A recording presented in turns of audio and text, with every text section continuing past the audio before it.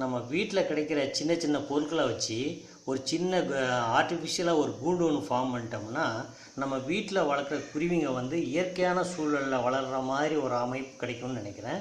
அதுக்காக வேண்டி தான் இந்த மாதிரி வீட்டில் கிடைச்ச திங்ஸை வச்சு குருவிங்களுக்கு செயற்கையாக ஒரு கூண்டு உருவாக்கியிருக்கோம். அதை நீங்கள் இப்போ எப்படி செய்கிறதுன்னு உங்களுக்கு நான் டெமோ பண்ணி காட்டுறேன்.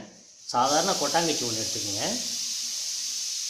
அதுக்கப்புறம் ஒரு பாட்டிலோடைய பேஸ் பகுதி எடுத்துங்க. பாட்டிலோட பேஸ் பகுதி எடுத்துகிட்டு இந்த மாதிரி குருவி உள்ளே நுழைஞ்சி வர்ற மாதிரி ஒரு சின்ன சிசர் வச்சு கட் பண்ணிக்கோங்க. அடுத்து வந்து ஒரு பழைய டீ ஃபில்டர், இது 3 தான். இதை கட் பண்ணி வச்சுட்டு இருக்கிற பாட்டிலோட பேஸை இந்த கொட்டாங்காய்ச்சியில் வச்சு இப்படி ஃபிக்ஸ் பண்ணிவிட்டு அந்த குருவி உள்ளே நுழைஞ்சி போய் வர மாதிரி ஒரு கேப் கிடைக்கிற மாதிரி பண்ணிங்க.